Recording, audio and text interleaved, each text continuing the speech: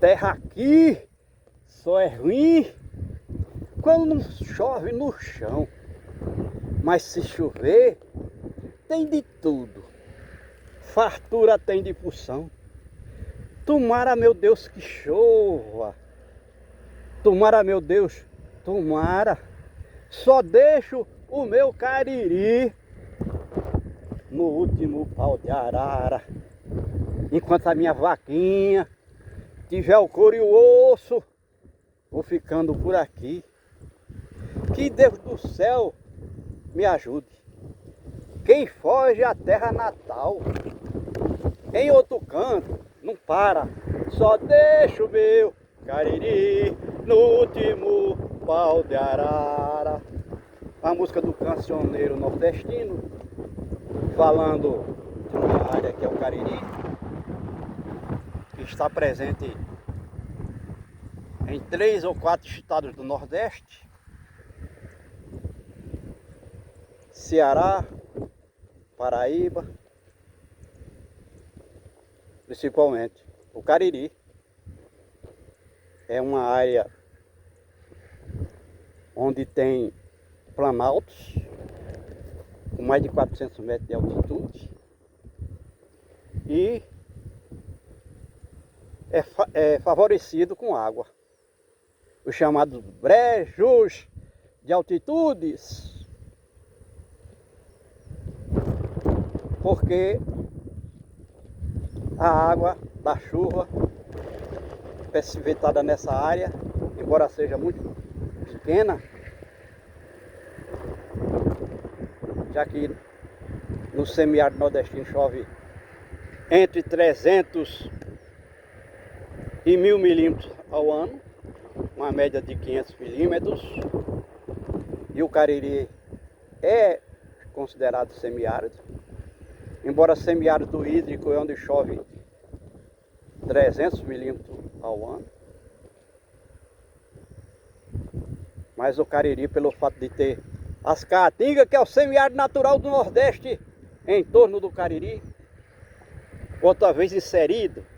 As caatingas são inseridas em algumas áreas do Cariri, porque é em outras áreas do sertão onde as caatingas se faz presente, e as caatingas são o semiárido do Nordeste, semiárido natural.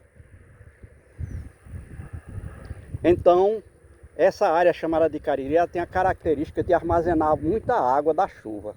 A gente diz muito com relação à caatinga, porque a caatinga, na caatinga não armazena nem 3% da água da chuva precipitada. E a caatinga é no sertão, é o semiárido natural do Nordeste. E aqui nós estamos no Agreste, mostrando uma área onde já existiu no mínimo 800 espécies de vegetais a nível de árvore e arbustos, relva, cactos. E hoje nós estamos vendo isso aqui tudo pelado. Algumas plantas a nível de árvore dispersas, muitos cactos, principalmente 2 espécies, que é o cardeiro e o facheiro. O cardeiro foi deixado aí porque serve de alimento para o gado, embora não seja um alimento substancial, mas na época da seca, que é o caso de agora, o homem iria cortar o cardeiro, o cacto cardeiro, para alimentar o gado. Naturalmente vai precisar de um complemento alimentar para que o gado possa se sustentar, porque o cardeiro em si não tem, vamos dizer assim, os valores nutricionais necessários para uma vaca, por exemplo, um animal de grande porte. Mas nós estamos fazendo aqui uma panorâmica nesta área para mostrar aqui como realmente parece um deserto. A gente não vê nenhuma espécie de animal, exceto formigas, que são insetos que estão sobrevivendo principalmente aqui, perto de um pequeno lago que é um açude, que está secando consideravelmente.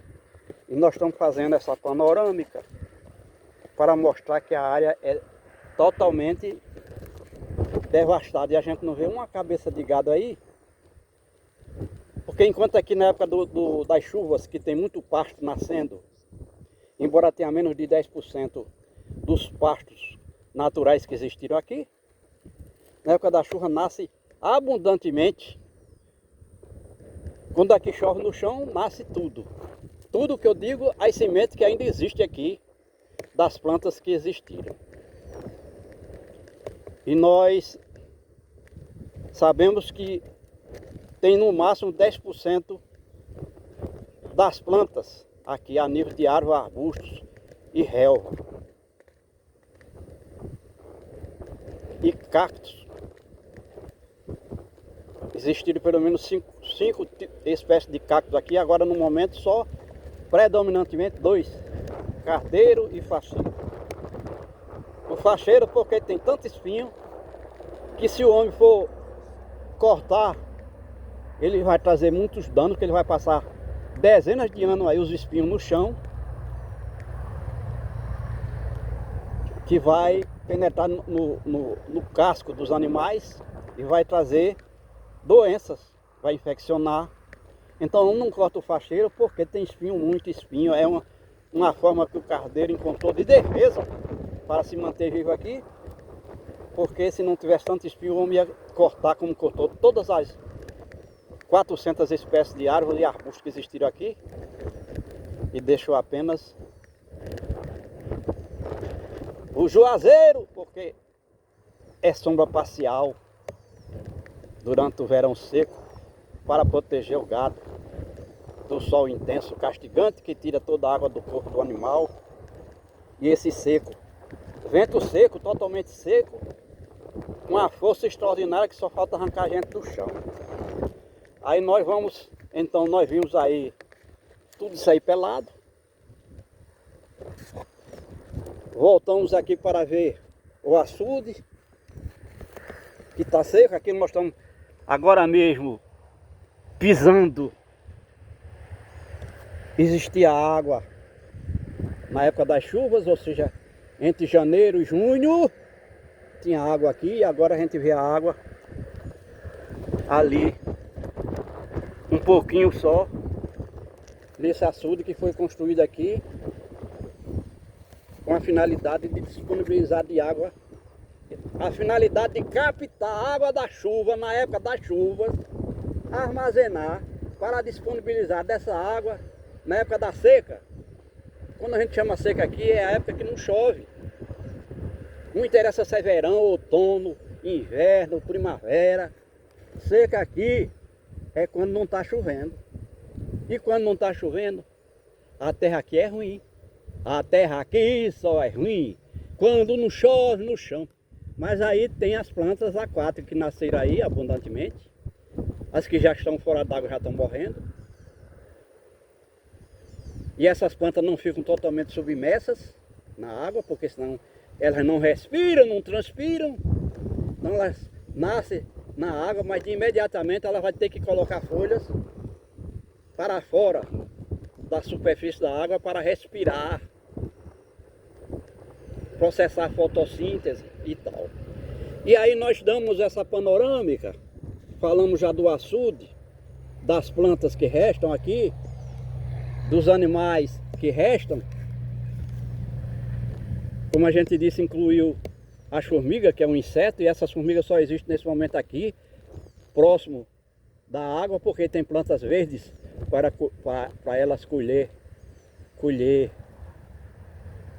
folhas verdes, para levar para o formigueiro, para processar o seu alimento, que são fungos. A fermentação das plantas dentro da câmara do formigueiro vai gerar fungos, que é o alimento das formigas. E aí nós vamos dando um close aqui. Brasil!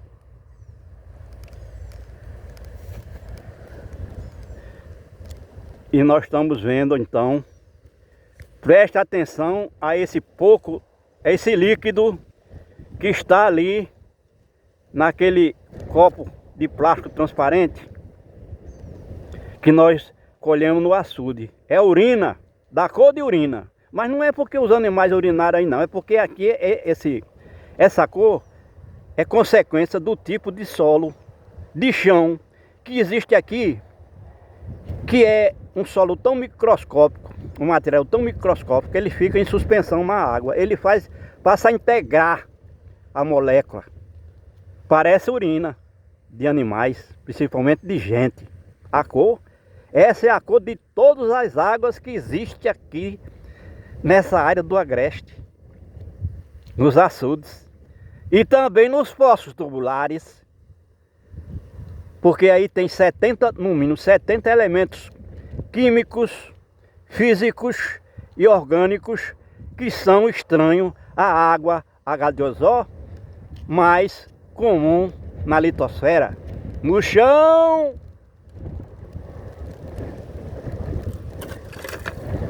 Lá o Brasil caiu, o vento botou o Brasil abaixo, mas nós vamos continuar o nosso trabalho aqui. Não é por isso que a gente vai desistir. Então nós mostramos aqui, a cor da urina da água é proveniente do material do chão, porque a água é solvente e substrato da natureza. Bateu no chão por mais de 1000 dias, não é o caso do açude aqui, mas comum nos poços tubulares. Se tiver no chão por mais de 1000 dias, ou seja, água subterrânea, ela vai ter essa cor de urina, e consequentemente não pode se dizer que é água potável. Embora aqui a cada 10 km² desse pedaço de chão do Agreste existe um poço tubular. 80% não tem água alguma.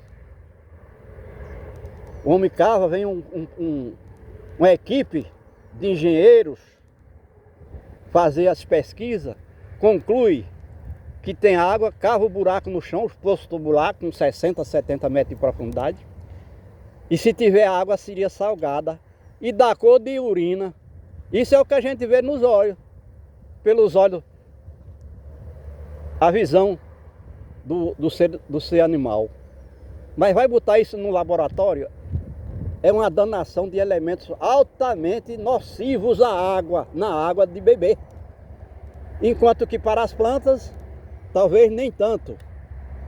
Mas é grave quando tem alta salinidade, como é o caso da maioria dos poços aqui, que se tiver água, é salgada. E o sal acaba com os rins dos animais, incluindo o homem. Aqui mesmo no Nordeste, nessa área do Nordeste, existem pessoas que destruíram rins bebendo a água da cacimba, do rio, do poço tubular, porque além desses minerais, e entre esses minerais a gente pode dizer que tem chumbo, que é um metal pesado. Então o homem foi bebendo isso aí como única opção, e o resultado é que hoje está fazendo hemodiálise. Tem que viajar quilômetros e mais quilômetros para passar por uma máquina, para o sangue passar, tirar as impurezas, fazendo o papel de rins, porque os rins foram destruídos. Não só com água salgada, como a gente tem metais pesados. E os rins são filtros que não deixam passar, então vai se destruindo, a função do rim vai se perdendo por conta do lixo líquido que o homem bebe. Aí a gente vê esse capim lá, amarelo. Rapaz, é muito comida pro gado. O gado não come isso aí. Isso aí funciona como se fosse uma agulha de ferro. Esse capim, esse talo do capim. O gado vai comer, não sustenta, porque não tem nutrientes nenhum, não tem nenhuma substância nesse capim. O gado pode até encher o bucho com essa massa orgânica, celulose, mas não vai ter sustento, não vai ter nutrientes, não vai ser nutricional. para ele, porque esse capim não tem... Primeiro porque não tem água.